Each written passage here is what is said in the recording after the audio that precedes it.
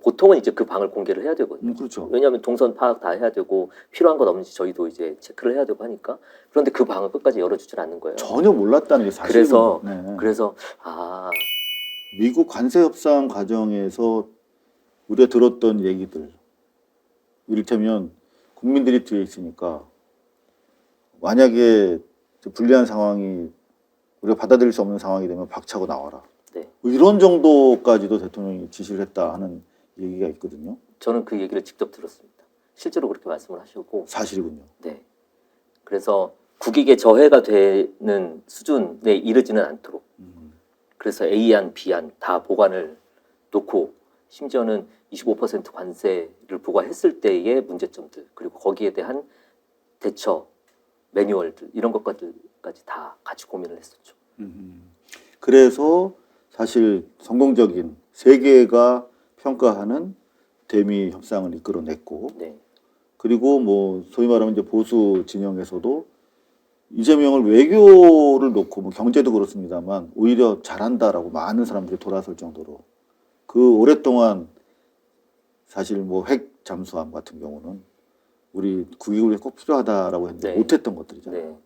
자, 그런 것들을 보면서 옆에서 스태프로서 참모로서 볼 때도 아, 이런 것까지 우리 대통령이 따내네 하는 그런 것들이 있었나요? 사전에 다 준비된 거 외 현장에서 뭐 이렇게 따낸 그런 성과들도 있었을 거 아니에요? 이제 그런 사례들은 사실 지금 뭐 거의 다 나와서 우리들이 공유하고 있는 것들인데 과연 그렇게 될 수 있었던 배경 혹은 비결 이런 게 무엇이 있었을까들을 좀 궁금해하실 것 같아요. 그러니까 잠수함 같은 경우도 그냥 처음 오픈하자마자 던졌잖아요. 그것도 이제 사실 핵 추진 잠수함 같은 경우에는 우리가 트럼프 대통령에게 얘기를 해야 될 주요 그 화두 중에 하나는 맞았습니다. 그죠. 그런데 근데 바로 그거를 그냥 처음부터 던졌잖아요. 공개해서 하느냐 네네. 비공개해서 하느냐는 다른 얘기거든요. 그러니까 사실 저희 스태프들은 비공개 때 꼭 해야 되는 얘기 중에 하나가 그거였었는데 그거를 비공개가 아닌 공개해서 던진 거는 대통령의 승부수였던 거죠. 아, 그리고 그게 먹혔습니다.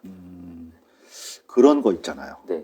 지금은 이제 이게 프로토콜로 굳어졌지만 모두 발언 이후에 토론까지도 공개를 하는 부분 네. 그런 것들도 막 현장에서 대통령이 갑시다 뭐 이렇게 하는 현장에서 바로 지시하는 내용을 우리가 방송으로 본 적이 몇 번 있거든요. 네, 네, 네.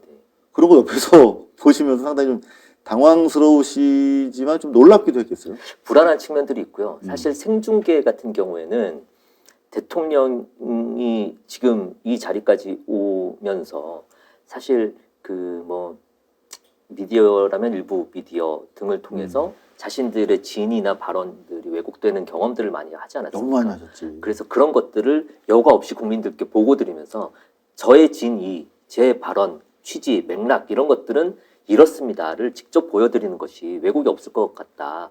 그런 차원에서 SNS도 직접 소통을 많이 했고 라이브도 많이 했던 것도 이제 그런 부분들이거든요. 그래서 그렇게 라이브를 통해서 국민들께 보고를 드리고자 하는 뭐 그런 영역들이 좀 있는 것 같고 외교에 있어서는 글쎄요 사실 7개월 전으로 돌아가 보면 대통령이 한 번도 외교 경험이 없기 때문에 외교가 약점이라고 분류가 됐었어요. 네네, 시작하기 맞아요. 전에는. 네, 걱정했어. 외국 나가서 혹시 잘하실 수 있을까? 맞습니다. 근데 G7에서 우리 깜짝 놀랐지. 네, 네. 저는 사실은 잘할 수 있다라는 데 베팅을 한 사람인데 네. 제가 옆에서 이렇게 오랜 기간 동안 봐왔을 때 두 가지 측면에서 저는 잘할 수 있다라고 생각을 했었어요. 하나는 환경과 상대에 대해서 적응을 굉장히 잘하는 사람이다. 적응력. 왜냐하면 아주 어렸을 때부터 정말 척박한 환경에서 성장을 해오시지 않았습니까? 그러니까 이 환경에 내가 적응하지 않으면 정말 말 그대로 살아남지 못하기 때문에 반드시 적응을 해야만 살아남는 그런 환경에서 성장을 해오셨어요. 맞습니다.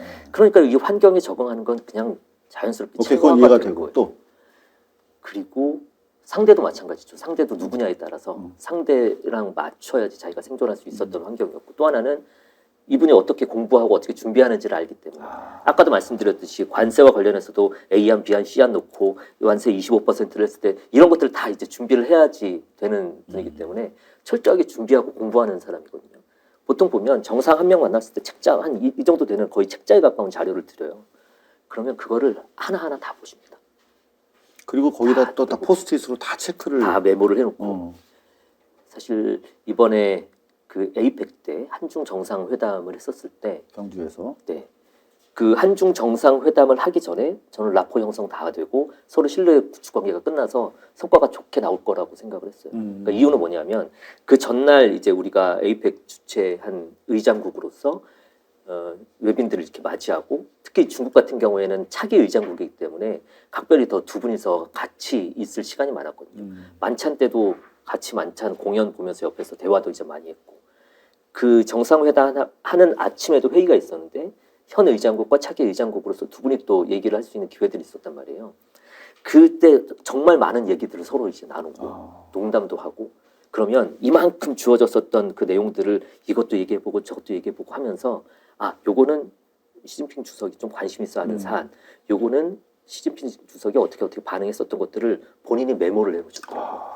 그래서 그 피드백을 또 다 저희가 정상회담을 하는데 준비한 이 자료 위에 본인이 정리한 한 페이지, 원페이지 페이퍼가 하나가 딱 올라가는 거예요. 본인이 직접 정리를 한. 그거 가지고 이제 들어가면 그 전에 이미 대화 중에서 라포도 다 형성이 되고 좋은 관계 속에서 회담도 아주 부드럽게 진행이 됐었죠. 그러니까 보통 사람들이 통신부와 농담을 던졌을 때 이게 막 무리수를 던지는 거 아니야 이렇게 느꼈겠지만 그렇죠. 옆에서 보는 제 입장에서는 이미 관계 형성 다 되고 회담에서 다시 한번 재확인한 후에 서로 관계를 완벽하게 신뢰관계가 구축된 상태에서니까 그런 농담이 던져질 수 있었다. 샤오미 관련해 가지고 그 농담이 중국 사람들한테 엄청나게 인상적이었나 봐요. 그리고 그거를 어찌 보면은 또 시진핑 주석이 좀 받아줬잖아. 웃으면서. 그렇습니다. 또 오히려 어찌 보면 시진핑 주석한테 농담을 통해서 설명 기회를 준 것이기도 하고. 근데 그런 너무나 그 좀 재간이 넘치고 지혜로운 사람이구나. 그리고 우리 시진핑 주석을 웃게 만드는 사람이구나 하는 그 관계 속에서 드러나는 캐릭터가 대단히 사람 평가하는 데 중요하잖아요. 네. 그거를 많이 얘기하는 걸 들었거든요. 그런데 정말 그렇게 사람과의 관계를 연구하고 연구된 거 가지고 현장에서 바로 이렇게 적응을 해가지고 저렇게 펼쳐내는 즉흥적인 그런 외교적인 기술 그렇게 대단한 것 같다는 걸 현장에서 많이 느끼거든요. 맞습니다. 순발력이 있고요. 네, 아까 순발력. 말씀드렸듯이 상대가 누구냐에 따라서 내가 그 상대와 맞게 관계 형성할 수 있는 그런 훈련이 되어 있는 분이에요. 그러니까 지금 과거 정권 얘기하면 뭐 재미없습니다만 걱정됐거든. 외국에 나가면 무슨 또 이상한 실수할까봐. 그런데 기대가 되더라고요. 중국에서도 그리고 또 일본에서도 너무나 그런 걸 잘 해냈죠. 뭐 드럼 치는 것도 사실은 이게 대통령 하려면 드럼까지 쳐야 돼? 완전히 이거 진짜 어려운 일이네? 네. 라고 하면서도 너무나 자연스럽고 흥겹게 사진도 잘 이렇게 연출에 응하고 하는 걸 보면서 저런 것도 잘하는 분이었나 하는 생각을 하고 놀랐거든요. 뭐 잘하는지까지는 잘 모르겠습니다. 아니 왜냐면 거기서 뭐 쭈뼛대고 막 이거 나 못하겠는데 뭐 이럴 수 있잖아요. 그 너무 흥겹게. 그 방은 저희들한테도 끝까지 공개를 하지 않았어서 저희도 이제 논란. 그러면 만찬 전에 돌발적으로 제안한 게 맞아요? 정말 돌발이었죠. 이제 친교 시간은 있었는데 친교를 이 방에서 합니다. 까지만 하고 보통은 이제 그 방을 공개를 해야 되거든요. 그렇죠. 왜냐하면 동선 파악 다 해야 되고 필요한 것 없는지 저희도 이제 체크를 해야 되고 하니까. 그런데 그 방을 끝까지 열어주질 않는 거예요. 전혀 몰랐다는 게 사실은. 그래서 이 뭔가를 준비하고 있구나, 이벤트를 준비하는구나까지는 알았는데 그게 드럼인지는 몰랐죠. 그리고 일본 얘기 나왔으니까 원래 그 호텔에서 묵으실 때 호텔 관계자가 나와서 이렇게 환영을 하기로 했잖아요. 보통 그렇습니다. 근데 일본 총리가 와서 네. 솔도 인사를 하는 거를 우리 국민들이 되게 인상적으로 봤는데 그걸 언제 아셨어요? 그 도착하기 좀 전에 차에서? 알았습니다. 오. 그러니까 그만큼 일본이 굉장히 많이 신경을 쓰고 또 배려를 하고 그것도 전격적으로 파격적인 예우를 해준 거죠. 굉장히 감사해하고 있고요. 실제로 대통령께서도 그 부분을 여러 차례 그 다카이치 총리에게 감사의 뜻을 전하고 했습니다. 물론 이제 다카이치 총리야 이제 본인 자기 정치적 셈법에 따라서 그렇게 했겠지만 꼭 그런 셈법은 우리도 다 가지고 있는 것이고 근데 두 분의 사실 그 신뢰라는 게 중국에서도 그렇지만 앞으로 뭔가 실제적인 우리가 일본과의 관계에 있어서 실용 얘기를 하는데 확실한 도움이 될 것이라고 보시는지요? 네, 저는 그런 관계들이 서로 신뢰가 형성됐다라는 것들을 보여주는 단면들인 것 같습니다. 그러니까 상대에게 신뢰를 전달을 해줄 수 있는 거는 아까도 잠깐 얘기를 했었지만 솔직하게 자기를 얘기하는 것도 신뢰를 쌓아나가는 방법 중에 하나인 것 같아요. 그러니까 중국에 가서도 이렇게 얘기를 했죠. 중국과 우리 관계 굉장히 이제 중요하다.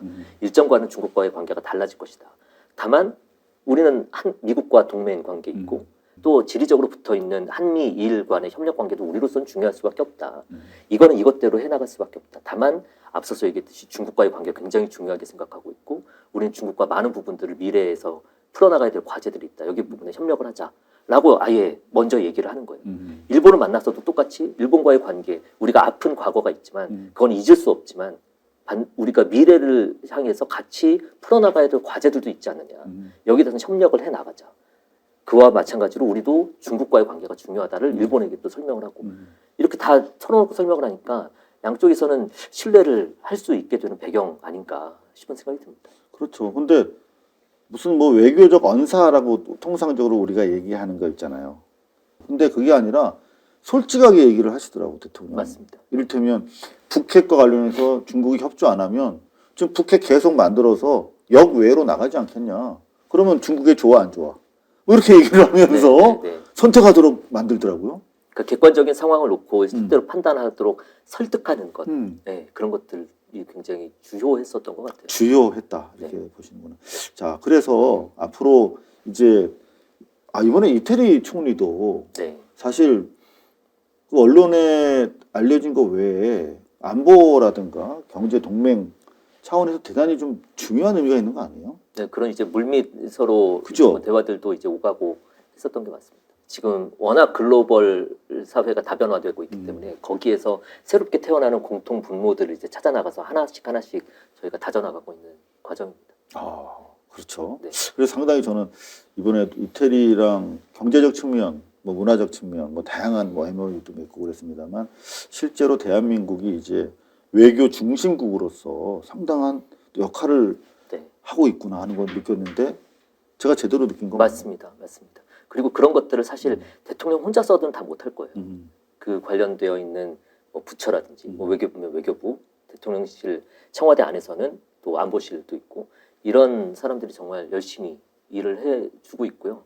보니까 이 공무원들이 이렇게 공조직이 이렇게 열심히 일을 했을 때 대통령이 이거를 얼마큼 자기가 그 준비한 내용들을 체화시키고 학습하고 공부하고 또 현장에서 구현해내느냐 이게 굉장히 중요할 것 같더라고요. 이분들이 그 전에는 일을 안 했을까? 글쎄요, 열심히 계속 하셨을 거예요. 뭔가 하긴 했겠죠. 계속 했는데 그거를 대통령이 온전히 이해하고 그걸 현장에서 또 풀어나가고 하는 그런 것들이 이렇게 큰 차이를 만드는구나 하는 생각도 해봤습니다.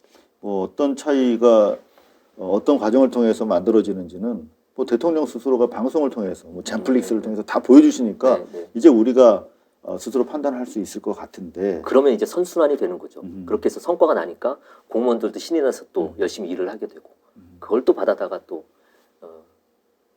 다른 성과를 만들어내고 하는 선순환이 일어나고 있는 것 같습니다. 대통령 일정 때문에 뭐 말씀은 못 해주시겠지만 외국에 올해도 또 많이 나가셔야 될 것 같은데 그럴 사안들은 많습니다. 그죠? 네. 아직 뭐 말씀해 줄 수 있는 건 없죠. 네, 지금 현재는 말씀드릴 뭐 수는 없습니다만 여전히 글로벌 다변화가 계속해서 일어나고 있고 국제사회와 공조해야 될 현안들도 많이 있어서 외교적 사안들은 많습니다. 그래서 나가야 될 일들도 많이 있을 것 같습니다. 네, 일단 그 엠버거 사안이니까 그걸 안 여쭈겠고 그러면 이제 작년 26년, 25년 이제 26년 넘어가는데 간단하게 좀 정리를 해볼까요? 지난 7개월 만족하십니까? 만족은 사실 국민들께서 판단해 주실 부분이고 저희는 정말 최선은 다했다. 그렇게 자신 있게 말씀드릴 수 있습니다. 코스피 5천, 그 다음에 수출 7천억. 뭐 이 정도 뭐 또 정리할 게 있나? 네. 그러니까 뭐 그런 숫자로 나오는 연쇄 정상 외교 성공. 맞습니다. 숫자로 나타나는 결과들도 물론 소중하고 값진 건데 정말 우리가 최선을 다했냐 이렇게 돌이켜 봤을 때 저도 그렇고 주변에 같이 일하는 청와대에 있는 관계자들도 그렇고 정말 열심히 했던 것 같습니다. 올 한 해 2006년이 사실 이제 집권 벌써 2년 차가 됐는데 제일 제일 중요하고 시작부터 끝까지 온전히 다 이재명 정부가 한 거기 때문에 그 평가, 그 판단, 그 결과를 전부 다 감내해야 되는 거죠. 그렇죠. 그래서 작년은 뭐 인수위 없이 시작했으니까 뭐 예상의 성과가 나오긴 했습니다만 이제는 더 이상 핑계 댈 것도 없어. 최소한에. 그렇습니다. 자, 그래서 뭘 가장 좀 대변인으로서 이재명 정부가 강하게 챙길 거라고 생각하십니까? 그래서 연초부터 대통령께서도 계속 강조하고 있는 워딩 표현 중에 하나가 체감할 수 있는 정책들입니다. 그러니까 아무리 좋은 정책들이 많이 만들어져도 국민들이 체감하지 못하는 정책들은 그게 잘 되고 있는지 잘못되고 있는지 그게 내 삶에 도움이 되는지 알지 못하거든요. 그러니까 체감될 수 있는 정책들이 굉장히 중요하다. 그리고 공무원들은 항상 국민의 눈높이에서 국민들이 이거를 체감하실 수 있게 그래서 삶이 나아졌다는 걸 느끼실 수 있게끔 만드는 게 올해 가장 중요한 과제라고 생각이 듭니다. 감사합니다. 고맙습니다. 네.